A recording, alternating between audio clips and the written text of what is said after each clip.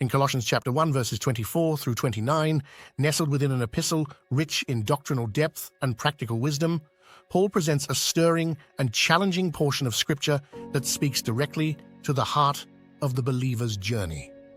Following his earlier exposition on the supremacy of Christ and the reconciliation achieved through his sacrifice, these verses delve into the real, lived experience of the faith. Here, Paul interweaves the seemingly paradoxical concepts of rejoicing in suffering, the grandeur of a revealed divine mystery, and the relentless pursuit of spiritual maturity in Christ. These themes, far from being abstract theological ideas, are presented as tangible realities that every believer is called to embrace. They challenge us to a deeper commitment, urging us to understand that our walk with Christ involves not only the joy of salvation, but also the responsibility of sharing in his sufferings, comprehending the profound mystery of Christ in us, and laboring diligently in his strength for the growth and edification of the church. This passage, therefore, stands as a call for a robust, active faith that shapes every aspect of our lives, driving us to live out the profound implications of the gospel in both word and deed. Colossians chapter 1, verse 24, a verse of profound depth and spiritual significance, speaks directly to the heart of every believer, offering insight into the mystery and beauty of Christ's work in us. The verse reads, "Now I rejoice in my sufferings for your sake, and in my flesh I am filling up what is lacking in Christ's afflictions for the sake of his body, that is, the church." At first glance, this passage might raise eyebrows. How can anything be lacking in Christ's afflictions? To understand this, we must delve into the rich tapestry of scriptural truth. Christ's sufferings, culminating in his death on the cross, were complete and perfect, fully atoning for sin. Nothing can be added to his redemptive work. It is finished and wholly sufficient. However, the lacking here does not refer to a deficiency in Christ's atonement. Rather, it speaks of the ongoing suffering that the body of Christ, the church, endures in this world. As believers, we are united with Christ not only in his resurrection and victory, but also in his sufferings. This union means that as we experience hardships and trials for the sake of the gospel, we are, in a sense, participating in the afflictions of Christ. Paul expresses joy in his sufferings for the sake of the church because he knows that his trials serve a higher purpose. They are a means through which the church is built up, strengthened, and encouraged. His sufferings and ours become part of God's redemptive history, showcasing the power of Christ working in and through his people. Verse 24 is a call to embrace the hardships we face for Christ with joy and purpose. It's a reminder that our sufferings are not in vain, but are instrumental in God's grand design. It encourages us to look beyond our present struggles, seeing them as a way to deepen our fellowship with Christ and advance his kingdom. This verse beckons us to a deeper understanding of the Christian life. It's not just about personal salvation and comfort, but about being part of something larger, the body of Christ, serving, suffering, and triumphing together for the glory of God. This perspective shifts our focus from our own trials to the greater purpose they serve in God's plan, enabling us to endure with hope and joy. Continuing from verse 24, which beautifully illustrates our participation in Christ's sufferings for the sake of his body, the church, we transition seamlessly into the next verse. Verse 25 states, "Of which I became a minister according to the stewardship from God, which was given to me for you to fulfill the word of God." This verse is a powerful testament to the divine calling and mission entrusted to Paul, and by extension, to each of us as believers. Paul identifies himself as a minister, a servant appointed by God. The term minister here is not about a title or position of authority, it's about service and stewardship. It underscores the responsibility entrusted to Paul, and indeed to all who follow Christ, to serve his church faithfully. The phrase, "according to the stewardship from God which was given to me for you," reveals the heart of God's calling. Stewardship here implies a sacred trust, a responsibility given by God to manage, declare, and spread his word.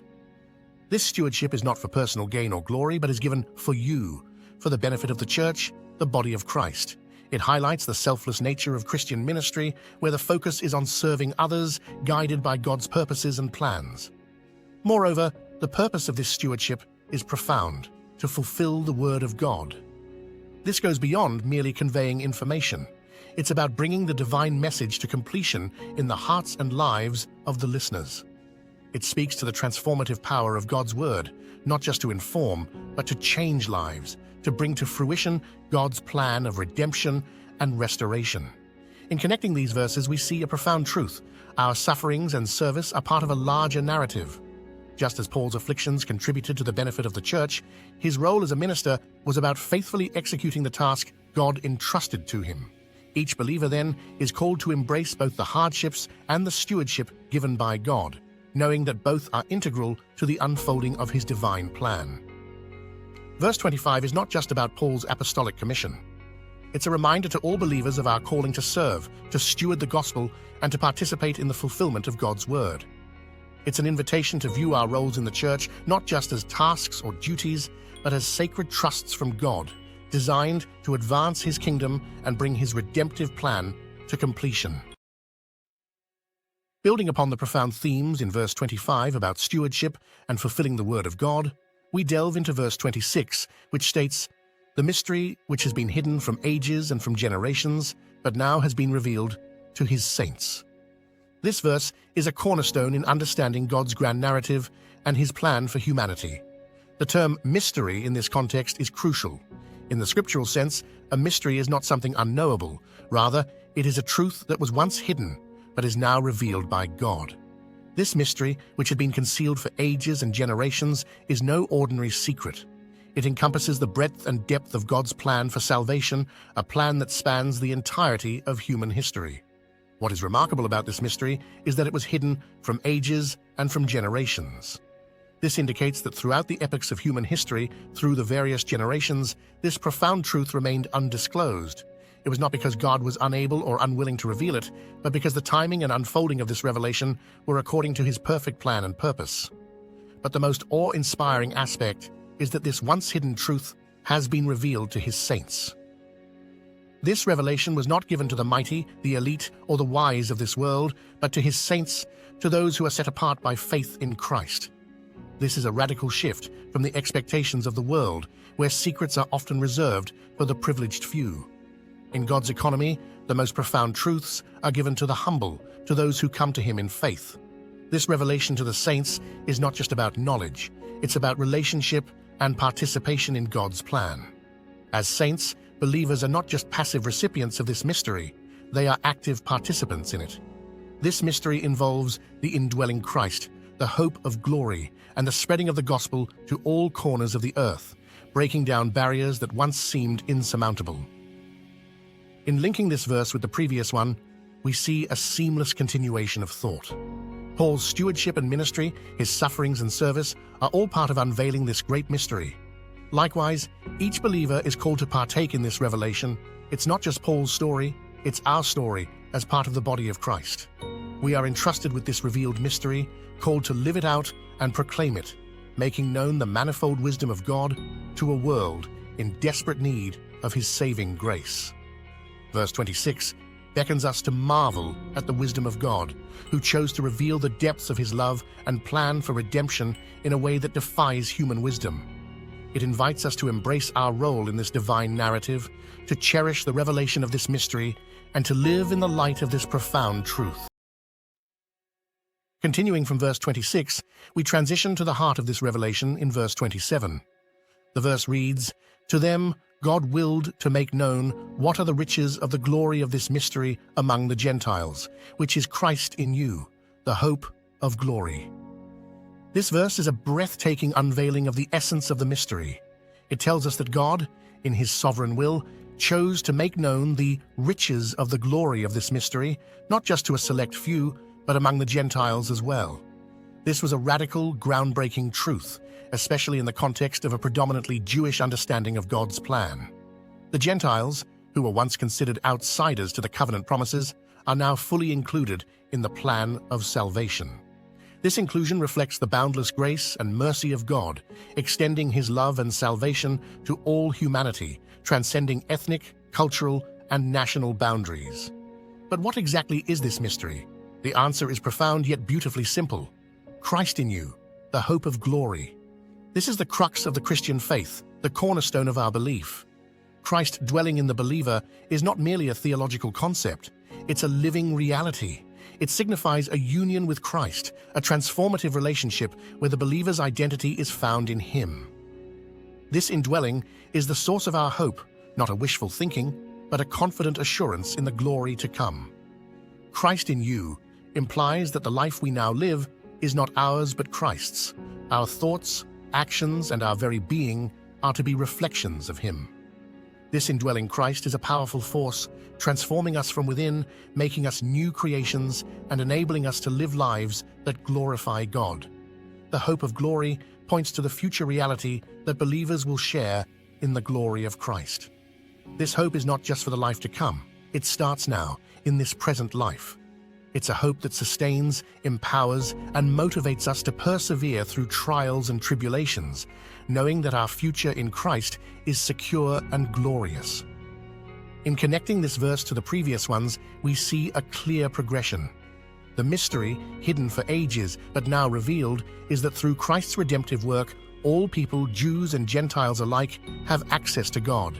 This mystery is not just knowledge to be understood, but a reality to be lived. Christ living in us, transforming us, and giving us a hope that is both present and future. Colossians chapter 1, verse 27 invites us to dwell on this magnificent truth, the indwelling Christ as our hope of glory. It challenges us to live out this reality, letting Christ's life be manifest in us and sharing this glorious truth with the world around us. This is our heritage and our calling as believers, to be bearers of this incredible mystery, living testimonies of Christ's life and hope within us. As we move from the profound truth of verse 27, where we learn of the indwelling Christ as our hope of glory, we progress to verse 28, which beautifully articulates our response to this mystery. The verse reads, "Him we preach, warning every man and teaching every man in all wisdom, that we may present every man perfect in Christ Jesus." This verse encapsulates the mission and purpose of the Christian life. The phrase, "Him we preach," focuses our attention squarely on Christ. It's not about preaching ideas, philosophies, or ourselves, but Christ and Him crucified, the core of the gospel message. This preaching is not just for a select few, it is for every man, emphasizing the universal call of the gospel. The message of Christ's redeeming love is not bound by geographical, cultural, or social limits. It is for all humanity. Furthermore, the verse underscores the dual aspects of the ministry, warning every man and teaching every man in all wisdom. Warning speaks to the reality of sin, the judgment to come, and the need for repentance. It's about helping people understand the serious consequences of living apart from God and the urgency of turning to Christ. Teaching, on the other hand, involves instructing believers in the truths of Scripture, guiding them in understanding the profound riches of their faith and helping them grow in their walk with the Lord. This teaching is done in all wisdom, implying that it is grounded in the fear of the Lord, the true source of wisdom. The ultimate goal of this preaching, warning, and teaching is presented in the final clause, that we may present every man perfect in Christ Jesus. The word perfect here does not imply sinless perfection in this life, but rather maturity in Christ. It speaks of a completeness, a fullness of character that reflects Christ. The aim is to see believers grow in their faith, understanding and love for the Lord, maturing into the full stature of Christ. In linking this with the previous verse, the flow of thought is clear. The incredible truth of Christ in us, our hope of glory, propels us into action. It compels us to share Christ with others, to engage in the ministry of preaching, warning, and teaching, all with the aim of helping others grow in their relationship with Christ. Our response to this great mystery is not passive, it's active and dynamic, involving a deep commitment to the gospel and a passionate desire to see lives transformed by the power of Christ. Verse 28 is a call to all believers. It challenges us to embrace our role in God's redemptive plan, to be faithful stewards of the gospel message, and to labor tirelessly in the ministry entrusted to us. It's a call to make Christ known, to invest in the spiritual growth of others, and to strive towards presenting everyone perfect in Christ. This is our mission, our purpose, and our joy as followers of Jesus. Moving from the compelling charge in verse 28, where we are called to preach Christ, warning and teaching every person with the aim of presenting them mature in him, we arrive at verse 29. This verse says, "To this end I also labor, striving according to his working which works in me mightily." Here, we find a profound expression of commitment and divine empowerment. The Apostle Paul, speaking from his personal experience, encapsulates the essence of Christian ministry and service. "To this end I also labor," he declares, showing that his life's work, his tireless effort, is dedicated to the mission outlined in the previous verse, preaching Christ and nurturing spiritual maturity in the believers. The word labor here is not just about ordinary work. It denotes an intense effort, a toil that involves both physical and spiritual exertion. It's the kind of work that is often demanding and challenging, requiring perseverance and dedication. This labor, however, is not in human strength alone. Paul immediately points us to the source of his strength. "Striving according to his working, which works in me mightily." This part of the verse is key to understanding Christian service. The term striving implies an intense effort, akin to an athlete straining toward the finish line. Yet this striving is not based on human capability, it is according to his working. This indicates that it is God's power at work within Paul, enabling him to carry out his ministry. It's a divine empowerment, a might that surpasses human ability. The phrase, "which works in me mightily," underscores the magnitude of this divine power. It's not a mere aid or a boost to Paul's efforts, it's a mighty force, actively and powerfully at work within him. This divine empowerment is what enables Paul, and indeed every believer, to fulfill the calling God has placed on their lives.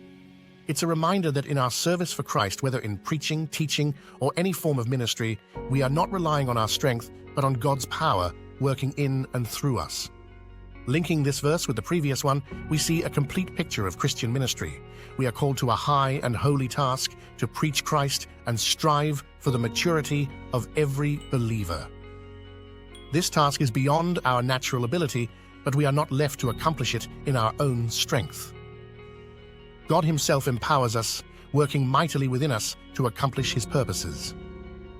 Verse 29 is an encouragement and a reassurance to every believer engaged in the work of the Lord. It calls us to labor earnestly in our God-given tasks, yet always reliant on his mighty power at work within us. It's a reminder that in our weakness, his strength is made perfect, and in our efforts, his power is supremely displayed. This verse, then, is not just about Paul's ministry, it's about the calling and empowerment of every believer who seeks to serve the Lord with all their heart. In the heart-stirring passage of Colossians chapter 1, verses 24 through 29, we find a compelling call to embrace the fullness of Christian life, a life that interweaves suffering with purpose, mystery with revelation, and labor with divine power. Paul's words challenge us to recognize that following Christ is not a path of ease, but one of sacrificial love and steadfast endurance, underpinned by the magnificent truth of Christ in us, our hope of glory.